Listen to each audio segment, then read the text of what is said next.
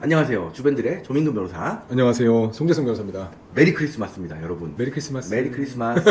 네, 다음 주가 이제 그쵸? 크리스마스죠. 크리스마스가 얼마 안 그래서, 남았는데 우리는 할 게 많아가지고 또. 온 세상의 어린이들은 또 이제 산타클로스 할아버지가 선물 주기만 기다릴 거예요. 그렇죠. 다 어릴 때는 믿잖아요. 그렇죠. 나이 먹고 나면 이제 뭐야 이게 다 거짓말이잖아 이렇게 될 수 있으니까. 맞아요. 그래서 참 어렸을 때의 경험이 굉장히 소중하다고 느끼는 게 그렇죠. 이번에 이혼 숙녀 캠프를 보면서도 약간 이번에 뭐 상습 외도 국제 부분가 과거의 그 정신 상담 네. 이런 것들이런가 이제 그 역할극 네. 같은 거를 봤는데 네. 거기에서 이제 어린 시절에 좀 좋지 않은 경험들로 인해 가지고 커서 이런 행동이 발현됐구나 뭐 이런 생각들이 많이 들더라고요. 근데 사실 이 부분은 그거는 약간 이제 좀 뭐랄까 사이드 얘기고 어쨌든 사실 이 부부 중에 저는 개인적으로 남편 정말 심각하다 이런 사람이 있을 수 있을까 과연 이런 사람하고 같이 결혼 생활을 하는 게 더 이상 가능할까 라는 정도로 심각한 충격을 솔직히 받았습니다. 아 근데 일단은 무조건적으로 그렇게 말씀하시면은 그 듣는 남편이 또 서운할 수도 아니, 근데 있으니까 정말 이 그 이혼 숙녀 캠프 이번 부부 같은 경우에는 실제 결혼을 한 거에 문제점이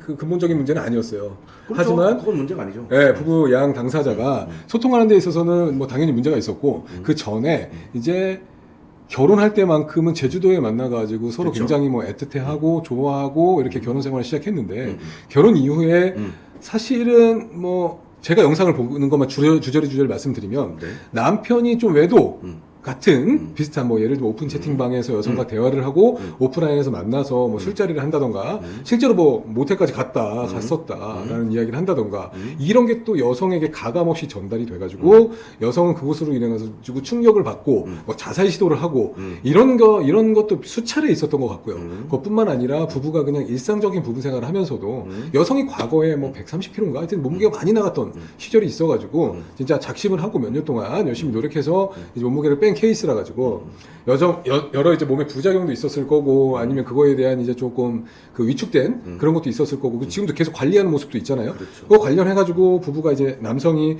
뭐 이랬으면 좋겠다 좀 살을 더 빼라 뭐 이런 부분에 대해서도 이야기를 하고 길거리 산책을 하다가도 지나가는 여성들을 보면서 뭐 저런 머리 색깔 했으면 좋겠다 내지는 뭐 저렇게 날씬한 여자가 좋다 이런 얘기를 좀 솔직하게 가감 없이 하다 보니까 여성도 또 일상 생활에 있어서 그런 거로 인해 가지고 스트레스를 받고 자, 우승도에서는 우울증을 많이 겪고 있는 그런 부부 관계에 대해서 나온 것 같아요. 부부 양방이 전부가 다 이혼 사유에 유책 사유는 있다고 저는 개인적으로 생각이 들어요. 저도 뭐 누군가의 생각은 다르겠지만은 저도 그렇습니다. 그런데 일단 하나하나 짚어볼게요. 남성의 좀 문제점을 첫 번째로 한번 이야기해보자면은 뭐 좀 극악의 상황, 뭐 자살 시도라던가 뭐 외도 이런 거를 조금 이렇게 좀 뒤에서 말씀드리고 한마디로 정의하면 솔직한 게 죄는 아니잖아. 어떠세요? 그 남성이 어떻게 보면은 다 패널들도 말씀하시기를 너무 지나치게 솔직해가지고 그 여성에게 좀 많은 상처를 주는 게 일상생활화 돼 있는 것 같은데 어떠세요? 맞습니다. 그 아주 심각한 문제인데 네네. 뭐 말씀하셨듯이 솔직한 것 자체가 죄는 아니에요.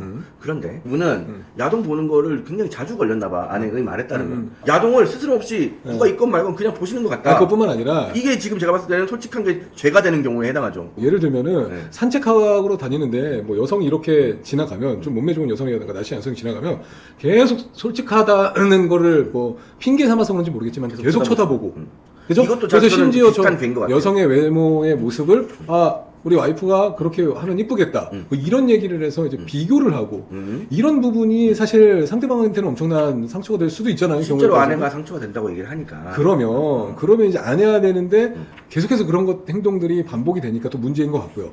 뿐만 아니라 실생활에서 여성이 이제 몸무게가 많았다가 이제 빼서 좀 신체적으로 좀 부작용이라든가 좀 힘든 점이 있을 수는 있었겠죠. 그럼에도 불구하고 계속해서 뭐 몸무게를 빼라, 뭐 나는 왜 너랑 결혼했는지 모르겠다 이런 식의 솔직하게 생각한 그 내용 자체를 필터로 거치지 않고 그냥 입으로 발설해 버리는 거 이런 것도 굉장히 크게 문제가 있다고 봐요. 실제로 저는. 약간 그 정신과 전문의에게 이분이 네? 상담을 받았잖아요.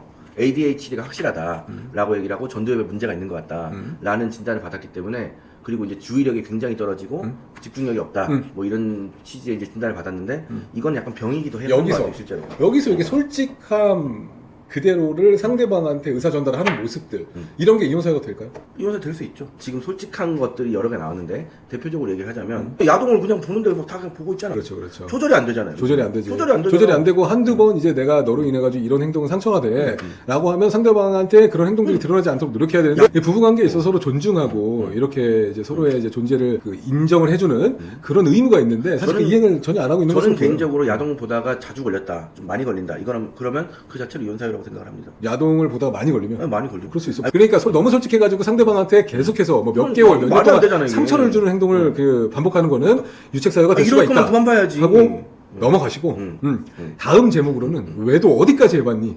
왜냐 여기서 말씀드릴 거는 당연히 뭐 연락하고 밥 먹고 술 마시고 뭐 몇 개월간 관계를 유지하면서 성관계를 주기적으로 나누고 이러면은 끝.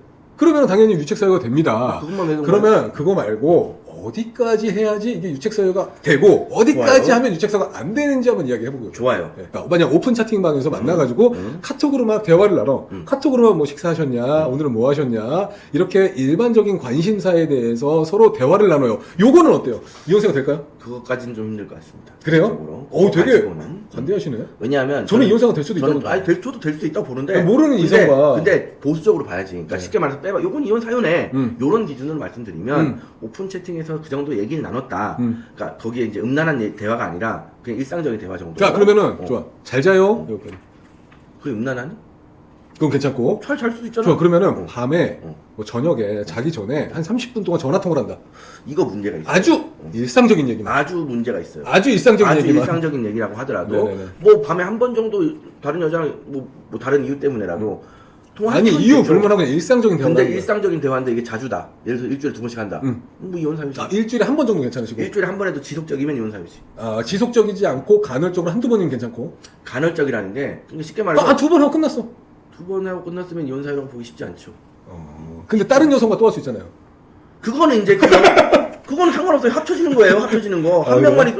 너 그러면은- 외도 상대가 한 명만 있어야 되냐? 그럼 조민구 변호사님 기준에서는 그 뭔가 전화 연락을 규칙적으로 한다던가 아니면 서로 음란한 얘기를 한다던가 뭐 음란은 성적과 관련된 이야기겠죠. 네. 그런 걸 한다던가 하면은 이혼사유가 된다. 되죠. 되죠. 이혼해야지.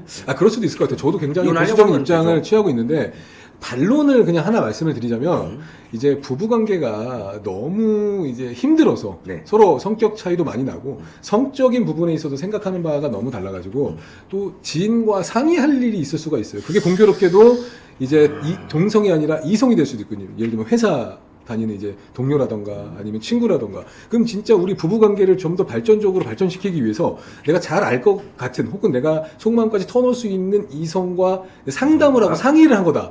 그런 경우라고 한다면 저는 뭐 유책사유가 되지 않을 거라고 생각이 듭니다. 근데 그거를 이렇게 사실관계를 확정해 놓으시니까 비식 사유가 아닐 것이다 라고 하는 것이지. 그럴 것 같아요. 제가 얘기한 부분이면. 그러니까 지금 그렇게 얘기하시니까. 근데 네. 이렇게 우리가 그냥 부부관계를 발전하기 위해서 이런 목적까지 분명하게 좋아. 이렇게까지 했다라고 하는 게 사실관계로 확정이 되면은 아닐 수도 있겠죠. 아닐 수도 있고. 근데 이렇게 그렇죠. 사실관계 확정될 리가 없어. 그러면 서로 이제 오픈 채팅방에서 연락을 하다가 만났어.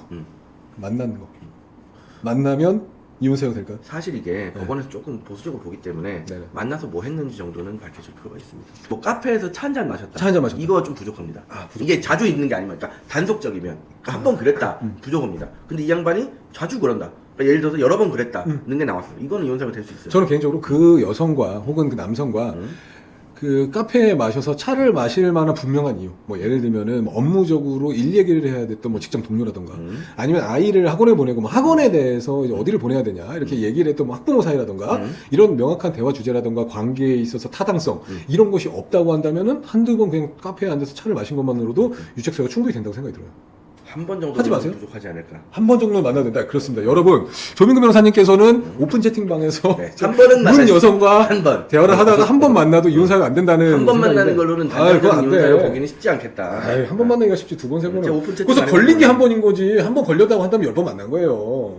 성급하게 일반을 하시네. 그렇습니다. 증거 있어요. 한번 재밌게 말씀드려본 거고 네. 그것에 넘어가서 여성 행동에 대한 유책사유도 평가해 봐야 될 것 같아요. 네. 자살 시도를 수차례를 한 것으로 보입니다. 이거에 대한 이거는- 자살 시도가 과연 유책사유가 되느냐. 정신병적으로 좀 아픔이 있기 때문에 그 병의 발현으로 자살 시도를 한 걸 수도 있는데 이게 유책사유가 되냐? 이거 한번 판단해 봐야 돼요. 먼저 네. 이 자살 시도가 유책 사유가 되느냐는 이 부부의 네. 뭐 남편의 원인이 뭐 어떻고 이런 거 다 빼고 빼고. 그냥 여러 차례 네. 여러 차례의 자살 시도가 이혼 사유가 되느냐만 놓고 아주 무미건조하게 판단하겠습니다. 네네. 유책 사유가 확실합니다.